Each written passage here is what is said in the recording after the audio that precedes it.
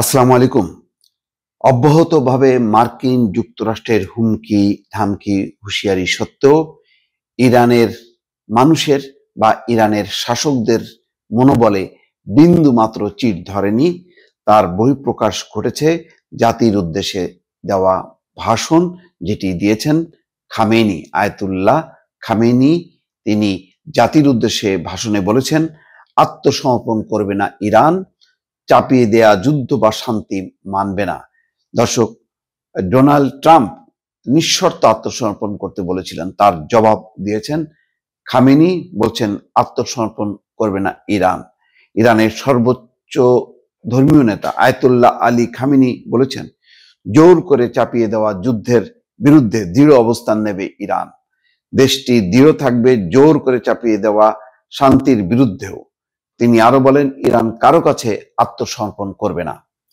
বুধবার টেলিভিশনে সম্প্রচারিত দেওয়া ভাষণে খামেনি এই কথা বলেন। দেশটির সংবাদ সংস্থা তাসনিমের বরাত দিয়ে আল জাজিরা এই কথা জানিয়েছে।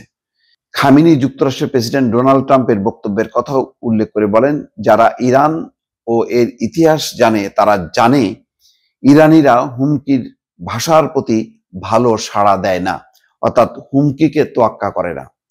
আর আমেরিকানদের জানা উচিত যে যুক্তরাষ্ট্রের যে কোনো সামরিক হস্তক্ষেপ নিঃসন্দেহে অপ্রতিরোধ্য পরিণতি বয়ে আনবে, বলেন ইরানের সর্বোচ্চ ধর্মীয় নেতা। দর্শক, বুঝতেই পারছেন যে এখন দেয়ালে পিঠ ঠেকে গেছে। মোট কথা, ইসরায়েল এবং ইরানের পরিকল্পিত যেই হামলা, যেটি শুরু হয়েছে গত শুক্রবার থেকে, একযোগে হামলা বলতে গেলে মানে ইসরায়েল স্থল ক্ষেপণাস্ত্র ছুড়েছে, ইরানের ভেতর থেকে হামলা করেছে, 20 জন সামরিক কমান্ডার নিহত হয়েছে, 6 জন পরমাণু বিজ্ঞানীও এই আক্রমণে মারা গেছে।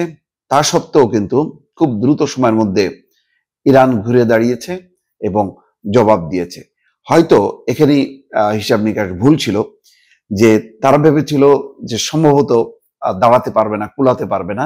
অন্তত যেই আঘাত প্রথম দফায় হেনেছিল যুক্তরাষ্ট্রের মদদে ইসরায়েলিরা ইরানের উপর, তাদের ধারণা ছিল যে এই আঘাত সহ্য করতে পারবে না এবং একেবারেই কাবু হয়ে যাবে। এবং সাথে সাথেই ডোনাল্ড ট্রাম্প বলেছিল যে চুক্তি যদি মানা না হয় তাহলে আরো কঠিন পরিণতি আছে, অর্থাৎ তাৎক্ষণিকভাবে দুর্বল হয়ে নতি স্বীকার করে ইরান চুক্তিতে সই করবে, এমন একটি ধারণা ছিল মার্কিন যুক্তরাষ্ট্রের। কিন্তু সেটিকে একেবারে দূরে ঠেলে দিয়ে পরের রাতেই, অর্থাৎ শুক্রবার হামলা, শনিবার রাত থেকে শুরু করে ইরান হামলা এবং এখনো পর্যন্ত একেবারে তেল আবিব সহ তাদের বন্দর নগরী এবং অন্যান্য শহর তছনছ করে দিয়েছে এবং সেটি অব্যাহত আছে এবং এই মাত্রা বাড়ছে। তবে এখন যে হামলাগুলো হচ্ছে সেগুলি খুব টার্গেটেড হামলা হচ্ছে। আগে যেভাবে নির্বিচারে হামলা হয়েছিল, এখন আস্তে আস্তে টার্গেটেড হামলা হচ্ছে।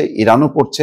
মোসাদের সামরিক স্থাপনা, তার মধ্যে গুরুত্বপূর্ণ হচ্ছে মোসাদের হেডকোয়ার্টার ধ্বংস করেছে, ইসরায়েলিদের সামরিক অন্যান্য বিমান ঘাঁটি সহ অন্যান্য স্থাপনায় আক্রমণ করেছে। অন্যদিকে ইসরায়েলও সেভাবে আক্রমণ করছে সুনির্দিষ্ট লক্ষ্যে। আপাতত জনবসতির উপর বেপরোয়া যে হামলা, তার মাত্রা কমলেও এখন টার্গেটেড হামলা করছে উভয় পক্ষ। দর্শক, ভালো থাকবেন। আল্লাহ হাফেজ।